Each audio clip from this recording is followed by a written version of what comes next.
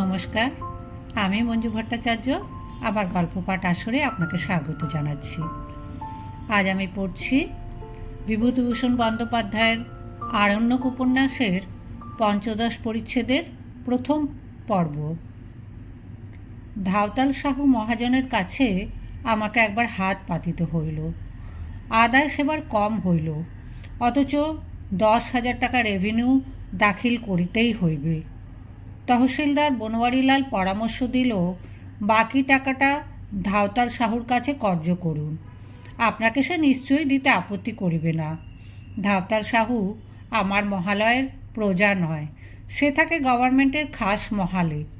আমাদের সঙ্গে তার কোনো প্রকার বাধ্যবাধকতা নাই। এ অবস্থায় সে যে এক কথা আমাকে ব্যক্তিগতভাবে 1,000 টাকা ধার দিবে, এ বিষয়ে আমার যথেষ্ট সন্দেহ ছিল। কিন্তু গরজ বড় বালাই। একদিন বনওয়ারিলালকে সঙ্গে লইয়া গোপনে গেলাম ধাওতাল সাহুর বাড়ি, কারণ কাছারির অপর কাহাকেও জানিতে দিতে চাহি না যে টাকা কর্য করিয়া দিতে হইতেছে। ধাওতাল সাহুর বাড়ি পজদিয়ার একটি ঘিঞ্জি টোলার মধ্যে। বড় একখানা খোলার চালার সামনে খানকতক দড়ির চারপাই পাতা। ধাওতাল সাহু উঠানের এক পাশে তামাকের ক্ষেত নিড়ানি দিয়া পরিষ্কার করিতেছিল। আমাদের দেখিয়া শস্য ব্যস্তে ছুটিয়া আসিল। কোথায় বসাইবে, কি করিবে ভাবিয়া পায় না। খানিকক্ষণের জন্য যেন দিশাহারা হইয়া গেল। এ কি, হুজুর এসেছেন গরিবের বাড়ি? আসুন আসুন, বসুন হুজুর, আসুন তহসিলদার সাহেব। ধাওতাল সাহুর বাড়িতে চাকর বাকর দেখিলাম না। তাহার একজন হৃষ্টপুষ্ট নাতি, নাম রামলখিয়া, সেই আমাদের জন্য ছুটোছুটি করিতে লাগিল। বাড়িঘর আসবাবপত্র দেখিয়া কে বলিবে ইহা লক্ষ্যপতি মহাজনের বাড়ি। রামলখিয়া আমার ঘোড়ার পিঠ হইতে জিন খুরপাচ খুলিয়া ঘোড়াকে ছায়ায় বাঁধিল, আমাদের জন্য পা ধুইবার জল আনিল। ধাওতাল সাহু নিজেই একখানা তালের পাখা দিয়া বাতাস করিতে লাগিল। সাহুজির এক নাতনি তামাক সাজিতে ছুটিল। উহাদের যত্নে বড়ই বিব্রত হইয়া উঠিলাম। বলিলাম, ব্যস্ত হবার দরকার নেই সাহুজি, তামাক আনতে হবে না, আমার কাছে চুরুট আছে। যত আদর আপ্যায়নে করুক, আসল ব্যাপার সম্বন্ধে কথা পারিতে একটু সমীহ হইতেছিল। কি করিয়া কথাটা পারি? ধাওতাল সাহু বলিল, ম্যানেজার সাহেব কি এদিকে পাখি মারিতে এসেছিলেন? না, তোমাদের কাছেই এসেছিলাম সাহুজি। আমার কাছে হুজুর? কি দরকার বলুন তো? আমাদের কাছারির সদর খাজনার টাকা কম পড়ে গিয়েছে, 3,500 টাকার বড় দরকার। তোমার কাছে সেই জন্যই এসেছিলাম। মরিয়া হইয়া কথাটা বলিয়া ফেলিলাম, বলিতেই যখন হইবে।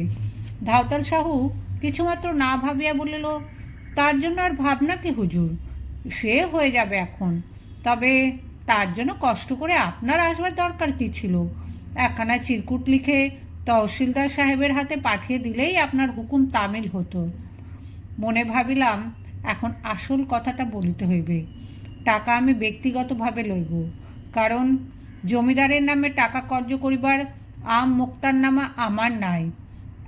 এ কথা শুনিলেও ধাওতাল কি আমায় টাকা দিবে? বিদেশি লোক আমি, আমার কি সম্পত্তি আছে এখানে যে এতগুলো টাকা বিনা বন্ধকে আমায় দিবে? কথাটা একটু সমীহের ওপরই বলিলাম। সাহুজি, লেখাপড়াটা কিন্তু আমার নামেই করতে হবে, জমিদারের নামে হবে না। ধাওতাল সাহু আশ্চর্য হইবার সুরে বলিল, লেখাপড়া কিসের? আপনি আমার বাড়ি বয়ে এসেছেন, সামান্য টাকার অভাব পড়েছে তাই নিতে, এ তো আসবার দরকারই ছিল না। হুকুম করে পাঠালেই টাকা দিতাম। তারপর যখন এসেইছেন তখন লেখাপড়া কিসের?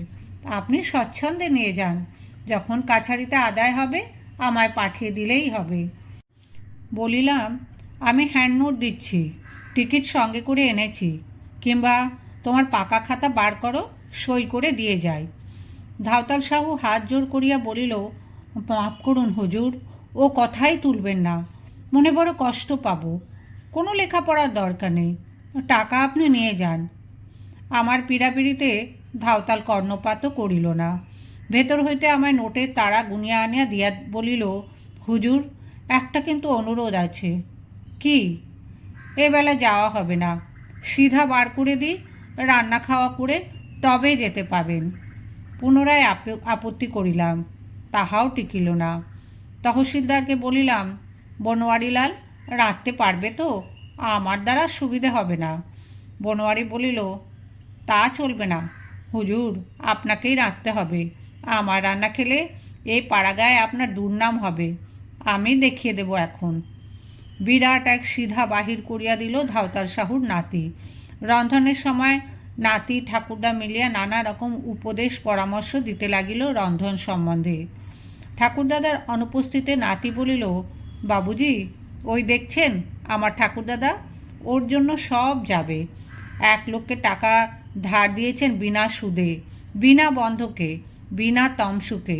এখন আর টাকা আদায় হতে চায় না, সকলকে বিশ্বাস করেন। অথচ লোকে কত ফাঁকি দিয়েছে, লোকের বাড়ি বই টাকা ধার দিয়ে আসেন। গ্রামের আর একজন লোক বসিয়াছিল, সে বলিল, বিপদে আপদে সাহুজির কাছে হাত পাতলে ফিরে যেতে কখনো কাউকে দেখিনি বাবুজি।